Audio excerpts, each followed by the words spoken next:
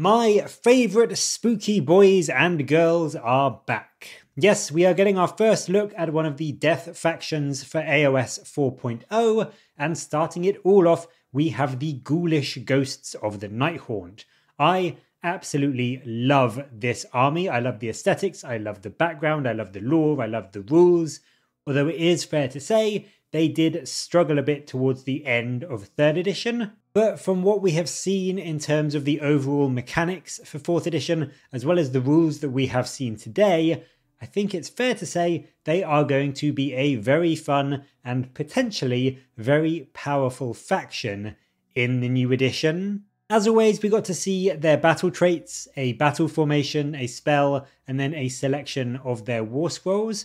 And first up, as is standard for the Nighthaunt, their rather wordy and plentiful set of battle traits. Nighthaunt have always had quite a lot going on in their overall army rules, and there is no change here, although it is worth noting there is some very big differences to some of these rules now. We still get Ethereal, which is our always useful ignore save modifiers. This is both positive and negative modifiers, so you can't use all-out defense on the ghosts, which is something that Nighthaunt players know very, very well, but it does mean that you will always be able to make your save on what is shown on your main war scroll, which does make things nice and easy and can make you deceptively durable against high rend attacks. It does clarify it excludes Nagash, of course, because that makes sense and is totally expected. An unrendable Nagash would be quite horrific, but then to make up for the inability to use things like all-out defense, the Nighthaunt do also get their nice reaction command ability back in Discorporate. This does cost you a command point, but you use this as a reaction after an enemy targets one of your units, and that unit gains a 5-up ward save for the rest of the phase. So if you want just a little more defense than your basic 6-up ward offers, this will really help you to weather the toughest of blows plus any mortal damage, so it can, in some situations, give your units a 4-up unrendable armor save followed by a 5-up ward save, so it can be a really solid layer of defense, all things considered. Where the big changes to the battle traits do come in is in the Wave of Terror and its associated rules. This used to be an effect that happened based on your charge roll, so on a roll of a 4 to 7 you would shriek the enemy, on an 8 to 9 you would stun them, and then on a 10 plus you would petrify them, as you can see on the screen now. Now these are just abilities that you can do once per turn in the charge phase. So it is a lot less random now, it is much more reliable that you can get off what you want, but to balance it out, you can't stack these multiple times across several different units if you make a load of charges with like 4 or 5 or 6 units in your army. So there are some positives, there are some negatives. But the main Wave of Terror rule itself lets you now use charge abilities even if you are in combat. But if you do it, a charge roll of a 3 still does count as having not made a charge. So you can still potentially fail to get these abilities off sometimes, but it is quite unlikely, and being able to use that charge ability, that charge rule, even when you are in combat, means that you can reuse these abilities rather than having to retreat and then recharge in. It also means you can potentially charge out of combat with one unit and into combat straight away into another. So it does make your army still very, very slippery and very easy for them to get around the board and go from combat to combat to combat wherever your units are needed. So it is a very strong, very sneaky ability for the Nighthaunt to have. The actual abilities that the Wave of Terror kind of combines with, Shriek, Stun and Petrify, are still here, but they are now based around a specific unit. So Shriek can be done once per turn in your army and is from any Nighthaunt unit, and if your unit outnumbers the enemy, then that enemy unit gets -1 to its hit rolls for the turn. Stun is only for cavalry and war machine models, and if you use this, then the enemy unit you charge into has to subtract 1 from their save rolls for the turn. And then finally, Petrify is now for your hero units only, and then when this goes off, the enemy target gets strike last. So if you charge in a hero, a black coach, and say a unit of chain rasps, you can get all 3 of these debuffs onto one unit. You can't, though, say charge in 2 black coaches and get a double stack of stun off anymore like you could back in 3rd edition. So as I said, it is more reliable in some ways, but it's not quite as expansive, I guess, as it could have been before. But I think overall, in general, it is a huge improvement just in terms of quality of life. It's much easier to plan around and rely on, so you know exactly what debuffs you will be getting on the enemy. And it is just in general a really nice, really strong battle trait in my opinion. The battle formation we got shown is also incredibly strong, and it really does bump the Nighthaunt up quite a lot in terms of their overall power. It's going to be one that I think the other battle formations are going to quite often struggle to beat just because of how generically useful it is. The Deathstalker's formation has a rule called There Is No Escape, and this gives you a very simple but very powerful buff. All of your Nighthaunt units can not only charge in a turn they have retreated or ran, but they also take no mortal damage when they do retreat. So as always, this turns your army into this super slippery army that can fall back from combats to recharge and re-engage, or fall back and then go charge into another enemy if you want to kill. But more importantly, it can run and charge army-wide. This is huge when pretty much all of your units have a base 8-inch move anyway, so this can get your units up to 14 inches of move before a 2d6 charge. So if you rolled ridiculously hot, your entire army in theory could get 26 or so inches across the board in a single turn, which is just monumentally powerful. And as I said, I think this is going to be a very strong pick for the auto take battle formation, just because it gives your already fast army so much more mobility. It really will let you dictate combats almost completely on your terms. And for an army like Nighthaunt, having that control over when you are in combat and what combats you kind of get into and where on the board they happen is a supremely important ability for them to have. The spell we get shown is Shade Mist, which is still just as fun and cool as ever. It is still cast on a 6, and it lets you pick a friendly Nighthaunt unit wholly within 12 inches of the caster, and you subtract 1 from wound rolls against them until your next turn. The big change to this is that you can't put this on units with less than 3 models anymore, so you can't put this on things like your heroes anymore. But still, it's a very strong, very good spell, and being able to put -1 to wound on things like your Chain Rasps or your Revenants or your other small like infantry units is still super powerful, and I can still see this being a very important, almost mandatory spell just for making your forces as durable and tanky as possible in 4th edition. Finally, as ever, we get 4 War Scrolls to cast our eyes over. We get Lady Alinda, we get Reikenor the Grimhailer, we get the Dreadblade Harrows, and we get the Mirmorn Banshees. And starting first with Lady Alinda, she still has her 8-inch move, she still has 7 wounds, and she has her 4-up save and 4-up ward, so she is still really quite durable. She essentially reduces all of the incoming damage into her by half with her armor save, and then halves that again with her ward save, so she can be really quite tanky despite only having 7 wounds on her War Scroll. She has lost some of her potency with her damage. Her staff is now only hitting on 4s and only -1 rend with D3 damage, so that is overall a little bit of a nerf, but she was never exactly a super killy melee character anyway. She is still a 2-cast wizard, and she can still return models once per battle with no rest for the wicked. And some people have been arguing this, but I think in general it's had a slight buff rather than a slight nerf. Some people are arguing it either way because it is not D6 models anymore, it's D3 plus 3 health that you return. So now it is a minimum of 4 rather than the 1 you could roll on a D6. But because it's based on health rather than just flat models, there are some situations where it is arguably less good.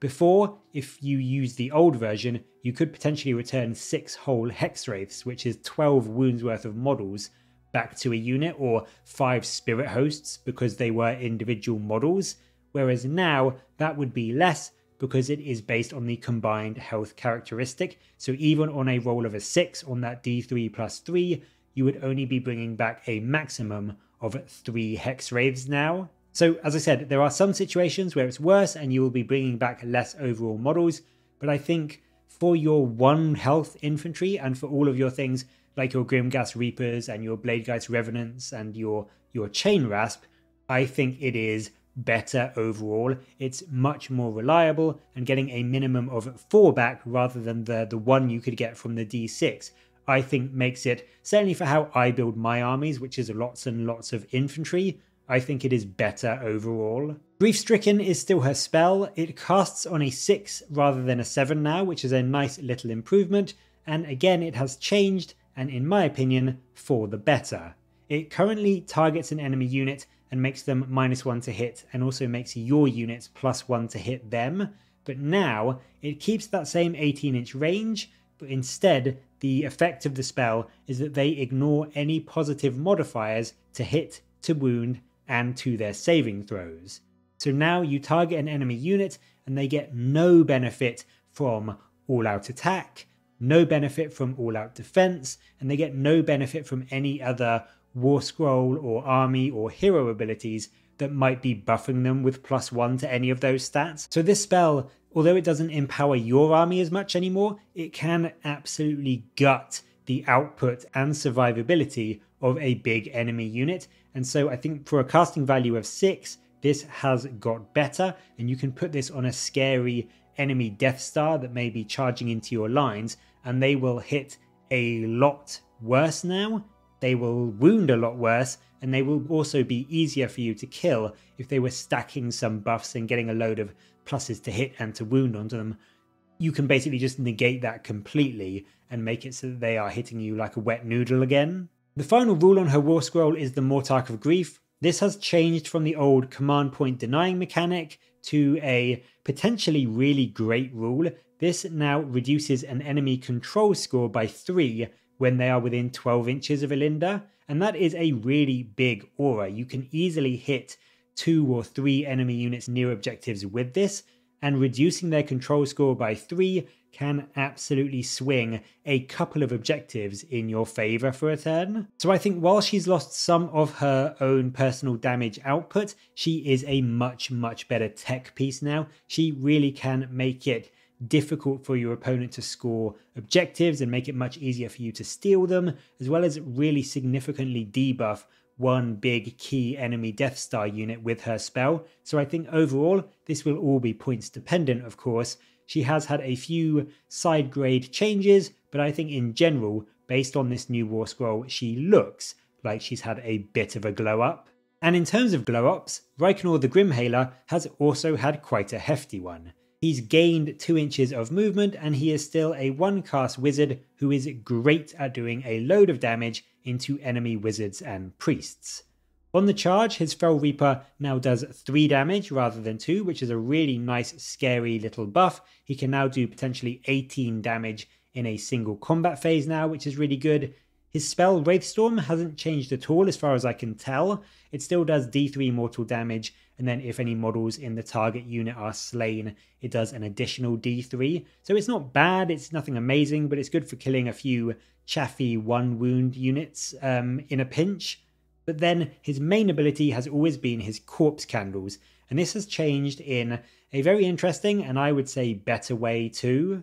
You can still choose to put damage onto either himself or an enemy unit within 12 inches, and if you choose an enemy unit to do it, you get +1 to your casting for the turn, which is very nice.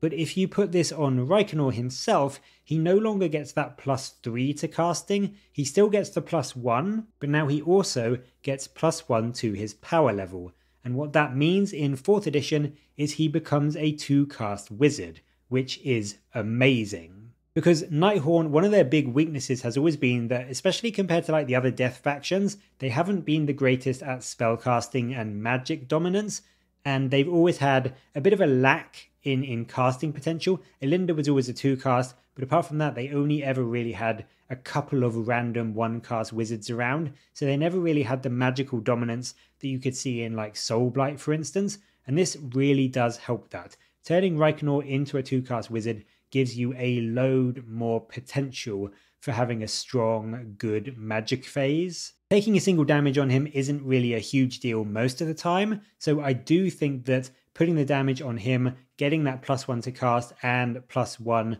to your power level is going to be the best way to use his candles 99% of the time. It is going to really improve his spellcasting, really make the army as a whole get more benefit from the magic phase, and just help to make him an absolute terror on the battlefield. His final rule is Grim Justice, and that still gives him +1 to hit and +1 to wound against wizards and priests. So now when he charges into them, he will have 5 attacks with his scythe, he will be hitting and wounding on 2s with 2 rend and that flat 3 damage now. So he can, on average, do nearly 9 damage to a 4-up save wizard. So he is also a very, very powerful character assassin too as well. So overall, I love his War Scroll. He's got one of the best models in all of AOS, and I think we will be seeing him a lot more in 4th edition. Next up, we have the Dreadblade Harrows. These used to be individual heroes, but they now come in a unit of 2 that can be reinforced. So you can now bring up to 4 in a single unit,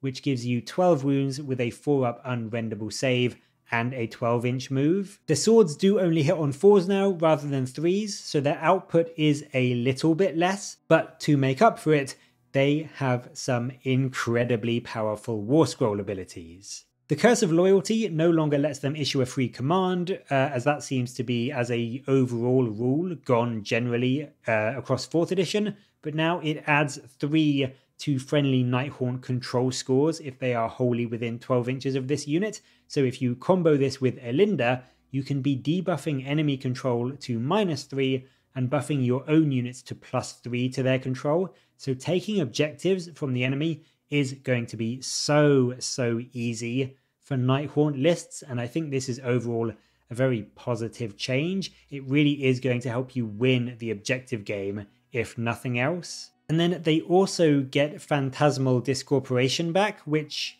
I think is going to get FAQ'd, because as it stands, it's just busted. It currently in 3rd edition lets you remove this unit at the end of the movement phase, at the end of your movement phase, should I say, and set it up again 9 inches away from enemies. But now, in the new War Scroll, it lets you remove this unit from the battlefield and set it up again 9 inches away from enemies. So far sounds the same, but it's in any movement phase. Any movement phase, so including your opponents. So if your enemy moves up to get some shooting in range, or to potentially charge them, or to get a wizard in range, nope. You can just pick up the unit and move it to the other side of the board, get them completely out of harm's way. It's insanely powerful. Being able to basically move anywhere on the battlefield in any movement phase is such a powerful tool. No objective is going to be safe, no enemy unit is going to be safe, enemy screens are going to be pointless. It's just broken the way it is. I think it is so powerful. So I do think this is going to be changed to probably be just your movement phase, which is still really good. It's still a really useful ability to have, but I just think as it stands right now, this is a truly amazing ability. And I think if it does stay any movement phase, it's going to make taking a unit of 4 Dreadblades pretty much an auto take in every single Nighthaunt list. Finally, we see the Banshees. Their main spell eat ability has also changed. It has been nerfed somewhat so that it isn't just an extra additional chance to ignore a spell on a dice roll versus the casting value. Now it does just give them a regular unbind if a Nighthaunt unit within 12 inches of them is targeted by a spell. So it is less potent than it was before. Although, to balance it out, you do always get that +1 to your unbind rolls. In 3rd edition, it was only if they had 3 or more models in the unit. So you do get that +1 more reliably now. And then on top of that, if you do unbind an enemy spell, the enemy wizard that cast it does take D3 mortal damage. So whilst the actual likelihood of getting rid of a spell is less, I think, there are some nice ways to make up for it. And I think it can be still quite a scary ability if the enemy caster is down to their last couple of wounds and you've got some Banshees floating nearby. They may be quite reluctant to cast on a unit near them, just in case they do take that D3 mortal damage from a successful unbind. But then on top of that, what I think makes the Banshees despite that slight nerf, still quite good, is that the unit as a whole has got much more durable because Banshees are now 2 wounds each rather than 1. This is a huge buff to them. It does basically double their durability, and I think because of that, it is still going to make them very, very good picks for bringing some anti-magic defense to your army. It brings you a much needed unbind, it brings you a bit of chip damage to enemy casters, and as I said, they themselves as a unit are basically twice as survivable as they were before. So all in all, for me, the Nighthaunt rules we see today are all an absolute win. They look incredibly cool and fun and straightforward to use while still having a good amount of tactical nuance and flexibility. I think they are going to let you build this super fast moving, super mobile army that wants to just keep charging in to debuff the enemy, bring some ghosts back with Alinda, and just being overall much, much better at magic than they were before. The traits all look solid improvements, the battle formation is incredible, and I personally would say all the war scrolls we've seen today have changed for the most part for the better. But as always, what do you make of these rules? And what are you hoping to see from the rest of the Nighthaunt range? Let me know your thoughts down in the comments below, and as always, thank you very much for watching.